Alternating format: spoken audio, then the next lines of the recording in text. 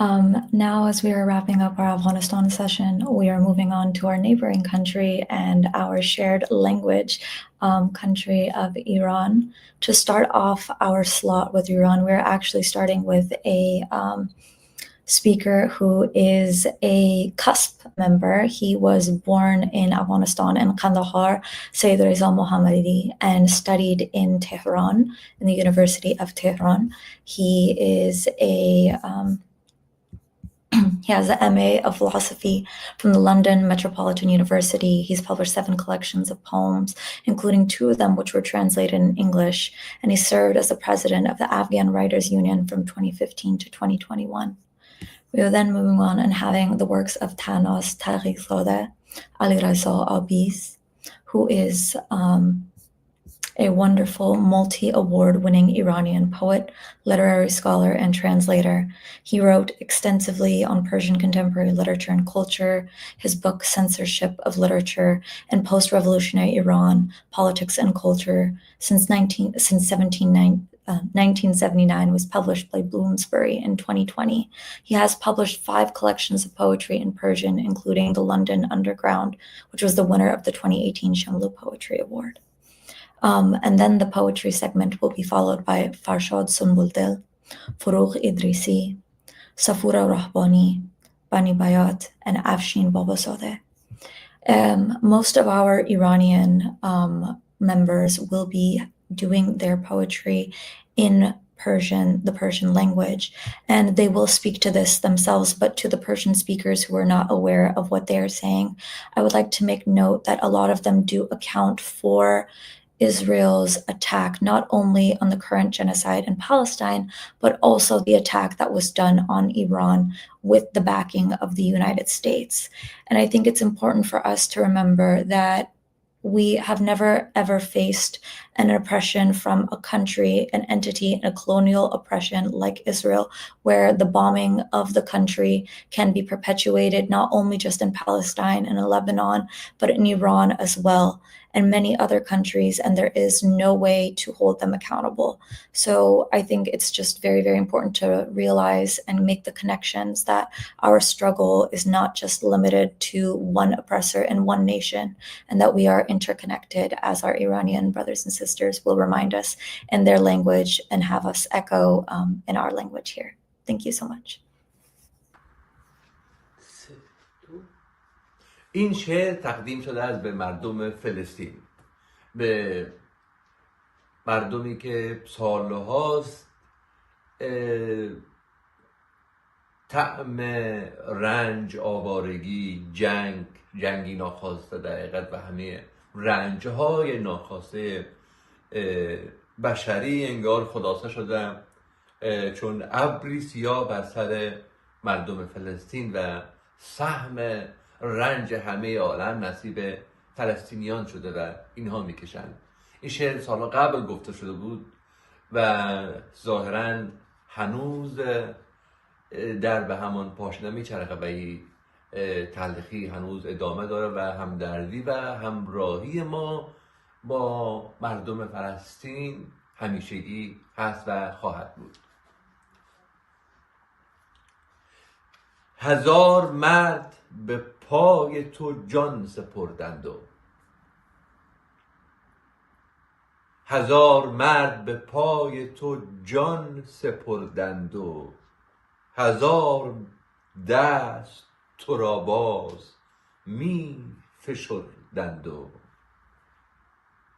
1000 چشم سرنگ نشان ز نام تو را ز نقشه می قاپیدند و می ستردند و سپیدیت را تا صلح سازمان ملل سپید باشد از الخلیل بردند و سیاهیت را پیراهن زنی کردند که بچه هایش در انتفاضه مردند و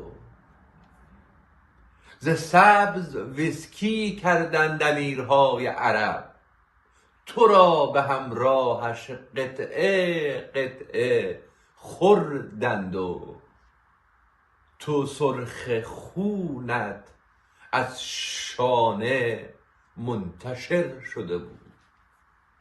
تو سرخ خونت از شانه منتشر شده بود که شانه های تو آزردند و تردند و تو سرخ خونت در روزنامه های جهان که دست و پا را از جنگ می شمردند و هزار مرد به پای تو جان سپردند و هزار دست تو را باز می فشردند و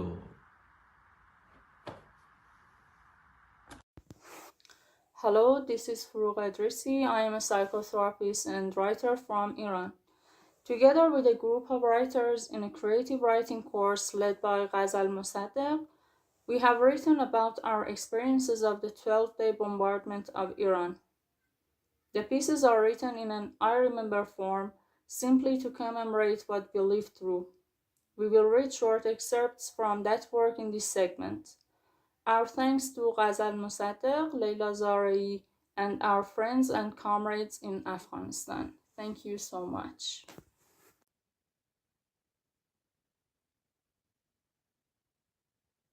خب من تشکر میکنم از خانم غزل مصدق که به پیشنهادشون این متن رو با همکاری همدیگه نوشتیم. عنوان نوشتم هست یادم است و یادم خواهد ماند.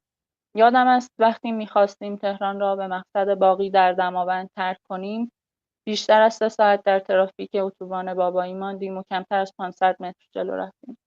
یادم است در عرض 2 ساعت تمام وسایلی که لازم داشتیم را در چمدان ریختم. یادم است هرچه پول نقد داشتم را در کیف پولیم گذاشتم. یادم است فعالتر و پر انرژی‌تر شده بودم. انگار ته دلم منتظر چنین روزی بودم. از این طرف به آن طرف می‌رفتم تا هر چیزی که برای این روزها لازم داشتیم را از لباس و شارژر گرفته تا پول نقد و وسایل بازی دخترم را جمع و جور کنم.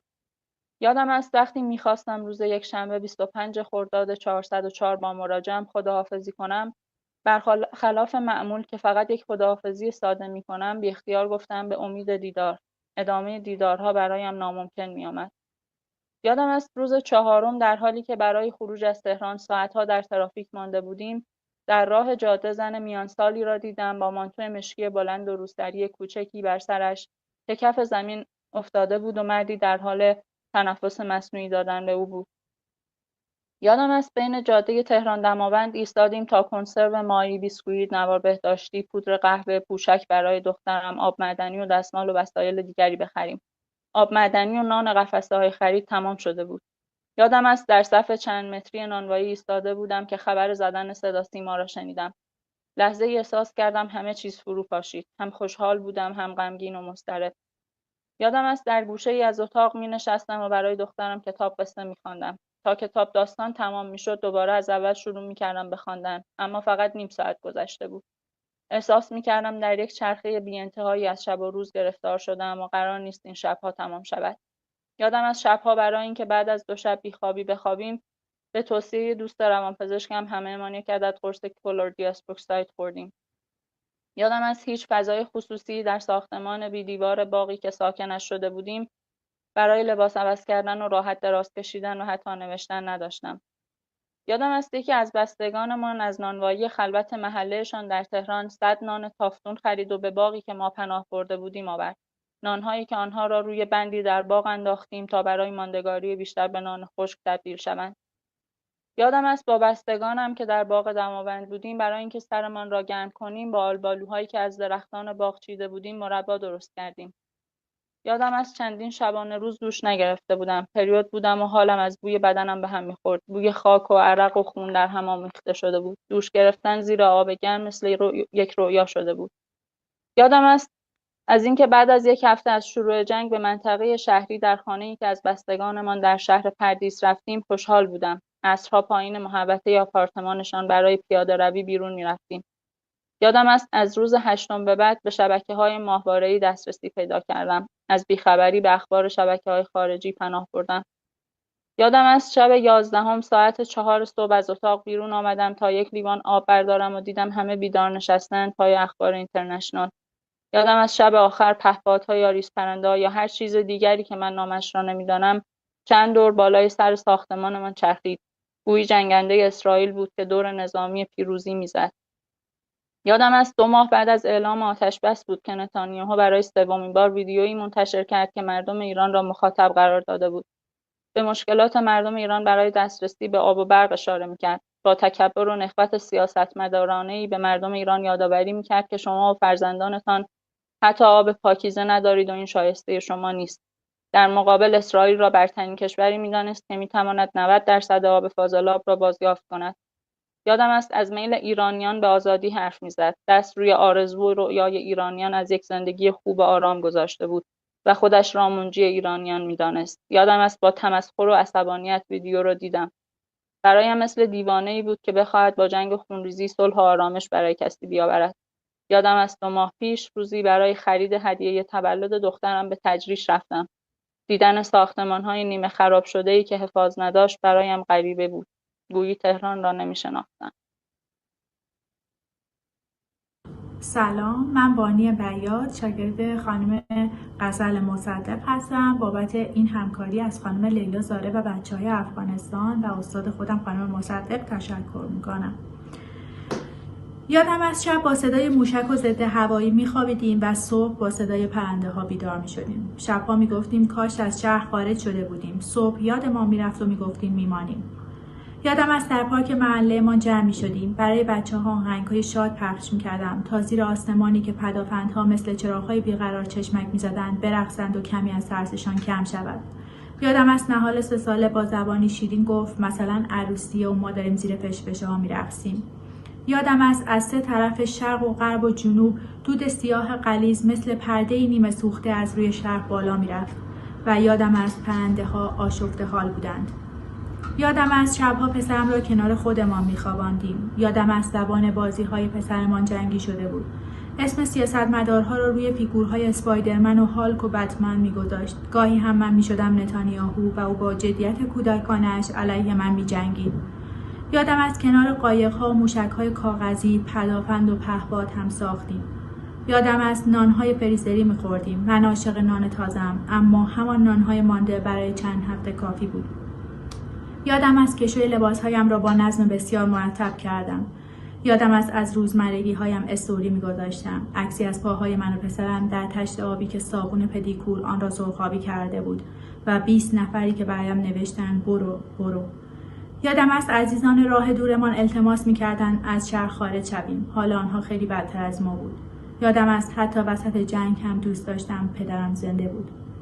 یادم است برای پسرم که چند روزی در جمع خانوادگی زندگی می‌کرد و دور و برش شلوغ شده بود خوشحال بودم.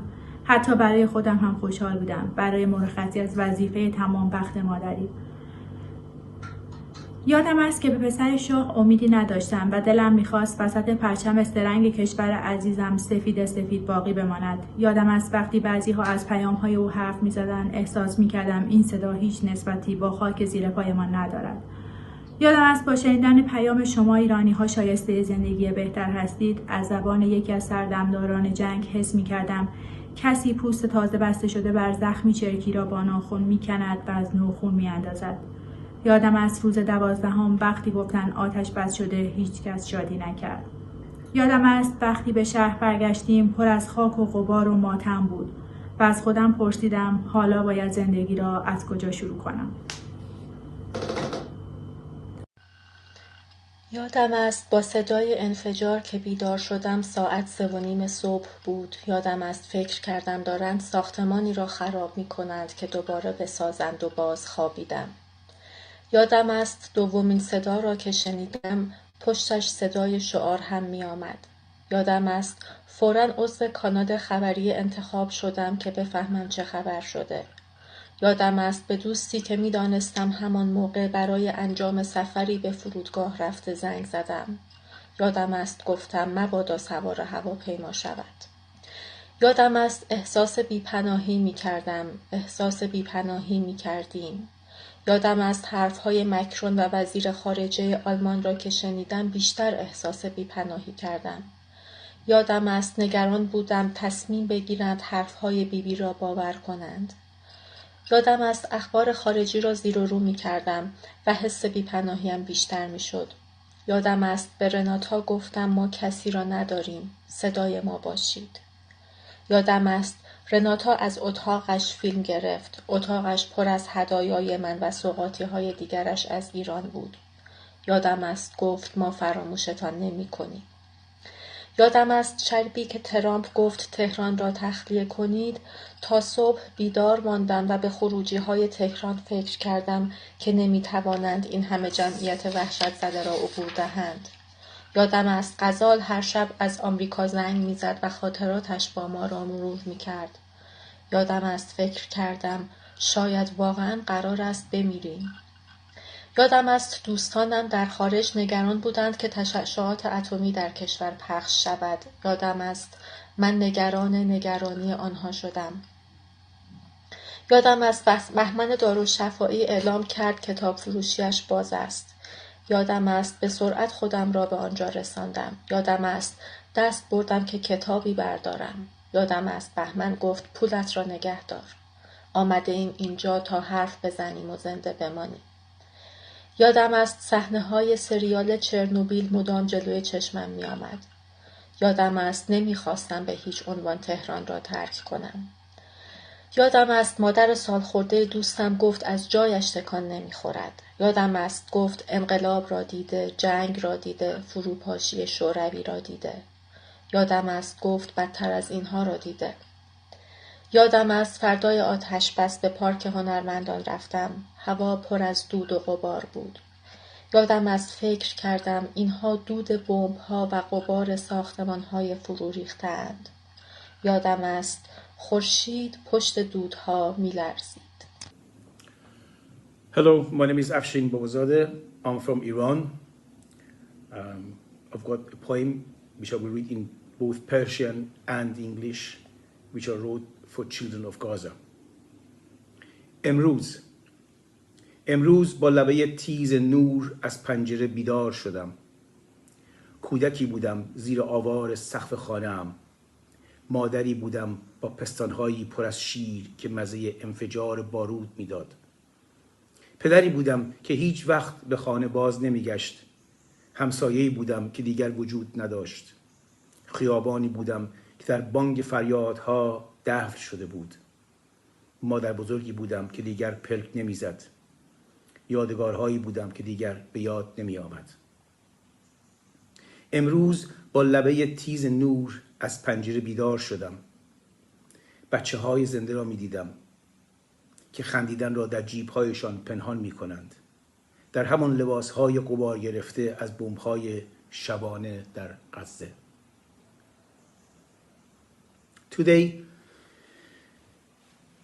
Today I woke up with a sharp blade of light through the window. I was a kid buried under the pile of roof of my house. I was a mother with a breast full of milk, with a taste of gunpowder. I was a father. I will never come back home. I was a neighbor. I do not exist anymore. I was a road that with a huge sound disappeared under the rubbles. I was a grandmother. I will never blink anymore. I was a memory that will not be remembered. Today, I woke up with a sharp blade of light through the window. I saw kids alive, hiding their laughter in the pocket, in those clothes covered with dust from 90 bombardments of Gaza. Thank you. In June 2025, Israel attacked Iran unprovoked. The US later joined the military operations and bombed Iranian nuclear sites. In its attacks on Iran, Israel killed not only the military officials, but also many civilians. It bombed hospitals, residential blocks, Evin prison, cars stuck in traffic, rescue workers while trying to save lives, and many people were wounded, maimed, and disabled for the rest of their lives. The same propaganda which was used against Palestinians in Gaza was used against Iran. The Western media and the Western governments kept silent. They didn't talk about the civilian casualties. And when they did, they called them human shields. Iranian blood was spilled and mixed with the Palestinian blood in a shared history of pain, suffering, and mourning. We mourn together, we suffer together, and we resist together. In solidarity with Palestine and with the Palestinian people, I'm going to read one of my poems, first in English translation, and then the original Persian. The poem I am reading is called "Worthy is the Lamb who was slain," and was translated by myself in conversation with Bill Herbert. Worthy is the Lamb who was slain.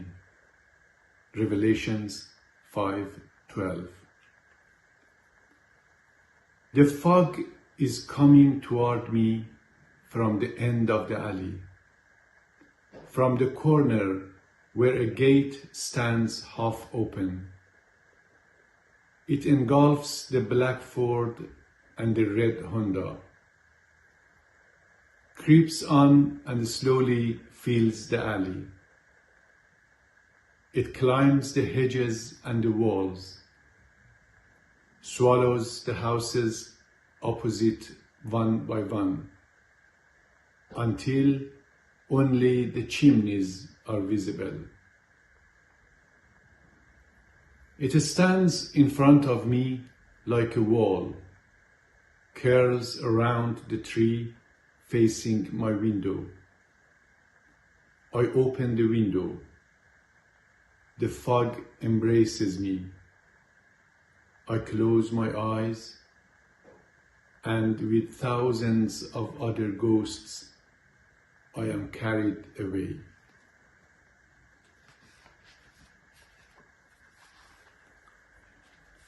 شایسته است بره‌ای که قربانی شد. مکاشفات یوحنا 5. مه از انتهای کوچه به سمت من می آید. از سر پیچ که دروازه خانه ای نیمه باز است. فورد مشکی و هوندای قرمز را می پوشاند. می خزد و آهسته کف کوچه را پر می کند.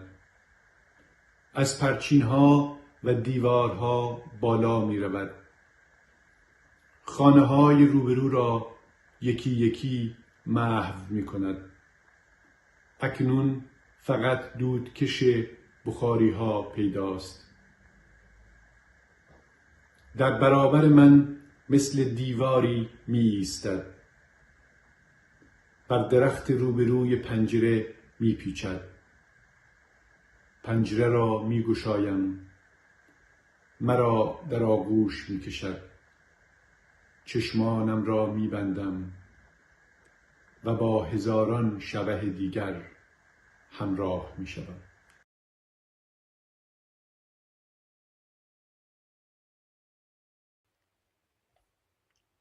جزوه از شیر گرفته شدن.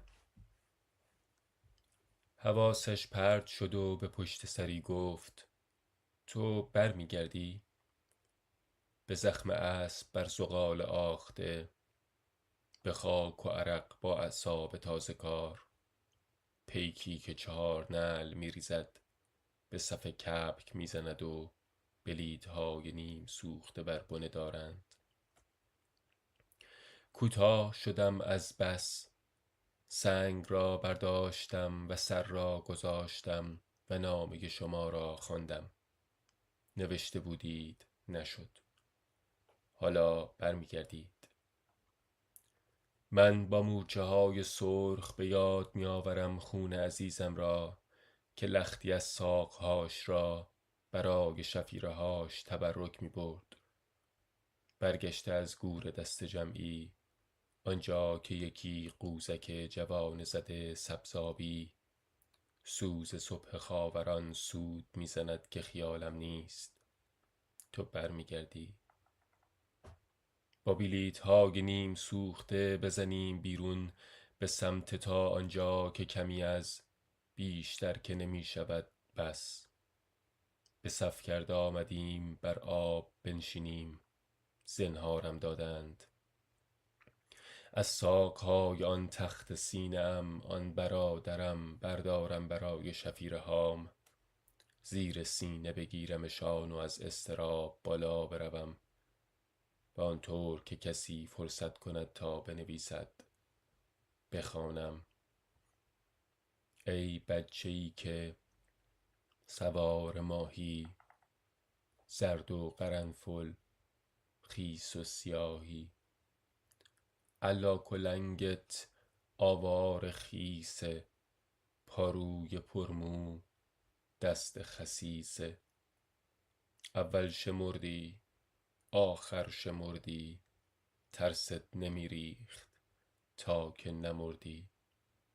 پستان مامان تریاک لب ریخت، مشق مکافات الله اکبر. ای بچه‌ای که شاگرد اول، تو مغز آبی آدم حسابی.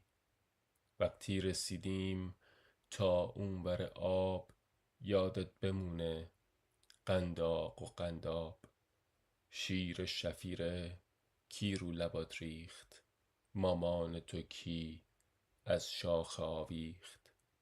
مامان سبزه مامان بیباک، دندون خوشاب چشمای پرخاک. کسی فرصت کرده بود تا بنویسد، اما حواسش پرت شد و به پشت سری گفت تو برمیگردی.